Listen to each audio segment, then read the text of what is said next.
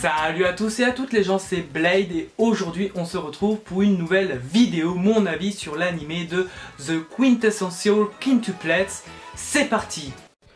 The Quintessential Quintuplets ou Gotobu no Hanayame est un manga comédie romantique et tranche de vie écrit et dessiné par Negi Haruba. Le manga est édité au Japon chez les éditions Kodansha et en France chez les éditions Pika. Le manga est terminé au Japon en 14 tomes et quant à nous, français, le manga vient à peine de commencer car nous en sommes à l'heure actuelle avec 2 tomes de parus. Le 3e tome étant prévu pour le moment et ce, après avoir été repoussé pour cause de coronavirus le 27 mai 2020. Cependant, la date peut éventuellement être de nouveau reportée. L'anime comporte une saison pour le moment de 12 épisodes. La 2e saison est toujours prévue au moment où je fais cette vidéo pour le mois d'octobre 2020.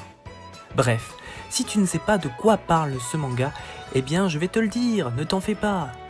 On va suivre l'histoire de Futaro Uesugi, qui est un lycéen de 17 ans extrêmement brillant. C'est même le premier de son école. Par ailleurs, il est fauché financièrement car sa famille, composée de son père et de sa sœur cadette Raiha, a des dettes et en plus de tout ça, notre cher Futaro est antisocial, n'ayant par conséquent aucun ami. Un jour, son père va lui apprendre qu'il lui a décroché un petit boulot auprès d'une famille riche et que le salaire que Futaro va gagner pourra rembourser toutes les dettes de sa famille. Le travail en question consiste à s'occuper de la fille de son employeur riche en la faisant réussir à l'école. Le problème étant qu'elle est vraiment nulle. Futaro va donc devenir tuteur de cette fille, du moins c'est ce qu'il pense, jusqu'au moment où il va apprendre que ce n'est pas une qu'il doit s'occuper, mais des quintuplés qui ont le même âge que lui, avec des personnalités très différentes et une beauté incommensurable. Entre Ichika l'aînée qui est désordonnée, Nino la protectrice absolue, Miku la grande timide, Yotsuba la joviale et Itsuki qui est très susceptible, Futaro va donc logiquement avoir énormément de boulot et de difficultés pour les faire réussir à l'école. Surtout que le pire, c'est qu'elle déteste toutes les 5 bossées. Une aventure aussi loufoque que passionnante s'annonce donc pour notre cher Futaro qui va devoir s'accrocher afin de réussir son travail. Futaro arrivera-t-il à convaincre les quintuplés de suivre son tutorat et donc de les faire travailler? Réussiront-elles les examens et arriveront-elles à aller jusqu'au bout du lycée? Et bien voilà, maintenant que la présentation est faite, comme d'habitude, je vais maintenant te dire ce que j'ai pensé de cet animé. Bah oui, voilà, j'imagine que tu dois attendre mon avis. Et ben tout simplement, cet animé a été un gros coup de cœur pour moi. Oui, vraiment, un vrai coup de cœur. Petite anecdote, après avoir vu la vidéo de Rek Sensei, d'ailleurs, gros big up à lui, c'est grâce à sa vidéo que j'ai décidé de commencer cet animé. Franchement, je suis pas du tout déçu, j'ai même été, encore une fois, agréablement surpris parce que c'est vraiment pas le genre d'animé que d'habitude je surkiffe ou quoi. Et ben pourtant j'étais vraiment très surpris. C'est un animé qui franchement, il y a 12 épisodes, franchement ça va, hein, 12 épisodes. Donc la 2e saison, s'il n'y a pas de changement avec le coronavirus comme je vous l'ai dit, c'est toujours à l'heure actuelle où je fais cette vidéo, c'est toujours prévu de débuter au mois d'octobre 2020. Mais s'il y a changement, ce sera à mon avis comme pour The Promised Neverland. Pour moi, s'il y a changement, ce sera pour janvier 2021. Et ben franchement, ouais, comme je vous ai dit, j'étais agréablement surpris. C'est un animé, enfin c'est une histoire qui est rafraîchissant, je trouve vraiment rafraîchissant. C'est une histoire qui est originale aussi. Parce que, pourquoi je dis rafraîchissant? Parce que pour moi ça change par exemple des mangas vraiment où dans l'action c'est du lourd, c'est violent, c'est gore. Du SNK par exemple de Shingeki no Kyojin, ça c'est clairement, tu peux regarder ça ou lire ça tranquille, franchement c'est sans prise de tête. Et c'est vraiment excellent, je vous promets. Et original parce que le fait qu'un lycéen devienne... Bon, ok, on va me dire oui, mais il y a un truc qui ressemble un petit peu, We Never Learn, je crois. Mais qu'un gars doit s'occuper de quintuplés, j'ai pas vu beaucoup de mangas traitant avec des quintuplés ou quoi que ce soit. C'est pour ça que je trouve que c'est vraiment assez original. Et j'ai vraiment surkiffé l'histoire, les personnages qui sont également très attachants. Ils évoluent, que ce soit Futaro, Ichika, Nino, Miku, et qui d'autre, Yotsuba ou alors... c'est qui la dernière? Je crois que j'en ai oublié une. Voilà, Itsuki, putain j'avais complètement oublié son nom.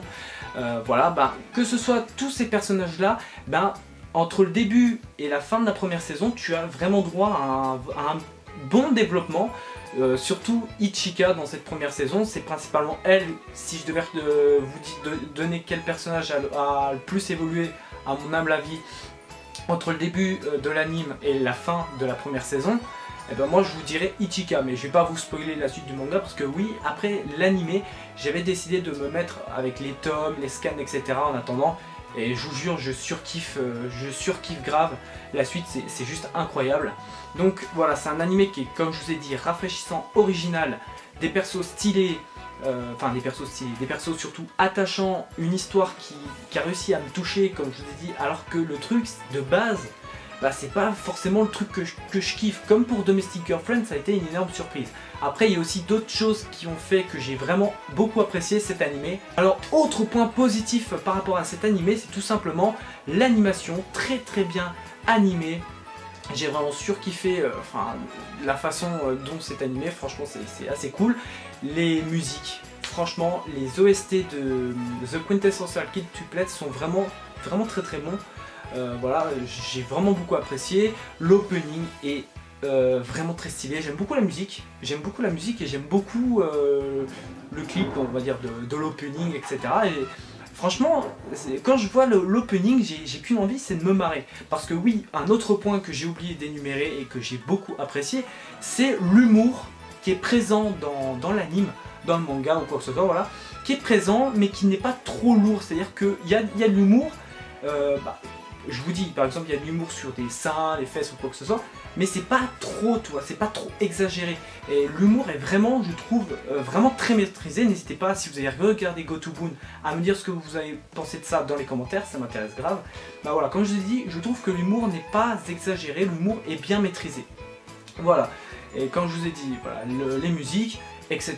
Donc vraiment, toutes ces choses ont fait que j'ai vraiment adhéré à cet animé qui, encore une fois, de base n'est pas ce que je préfère, c'est pas le genre de truc que je préfère. Et voilà, comme pour Domestic Girlfriend, bah, Gotoboon a réussi, si ce n'est même encore mieux, a réussi à me faire vraiment adhérer à ce genre de truc. Voilà, j'ai vraiment grave kiffé. Et dernier point que je veux vous dire, c'est qu'en plus de tout cela, dans l'histoire, il y a également un mystère. Je n'allais pas oublier de vous le dire, mais il y a également un petit mystère derrière tout ça qui est assez intriguant, qui te donne envie de continuer la série. C'est tout simplement le mystère derrière, qui est cette personne qui, au début de l'anime, bah, se marie avec Futaro, qui on sait que c'est une des quintuplés, une des sœurs Nakano, mais on ne sait pas si c'est Ichika, Nino, Miku, Yotsuba ou Itsuki, on ne sait pas laquelle c'est tout simplement. Et ce que j'aime beaucoup, c'est que on nous donne différents indices à travers l'anime, dans le manga aussi, et même après quand on revient dans le futur, genre Futaro ou Kikuzo qui dit ah bah tiens je me rappelle de cette époque là qu'on a vu précédemment où cette personne m'a embrassé, cette personne m'a tenu la main, etc. Sauf que elles font tout ça, donc du coup l'auteur je trouve maîtrise très bien ça, parce que du coup tu sais pas, tu t'y perds, tu sais pas où t'en es, etc. Et vraiment c'est un point que j'ai vraiment, qui m'a fait vraiment apprécier ce truc, c'est ce mystère derrière. Et à l'heure actuelle je me demande qui va se marier avec Futaro, qui est l'heureux élu, qui va réussir à l'épouser. Voilà, en tout cas moi j'ai hâte de savoir qui c'est, j'ai hâte de savoir comment ça va se faire, j'ai hâte de savoir tout simplement le dénouement, et c'est vraiment un point très accrocheur à l'histoire et très accrocheur au manga.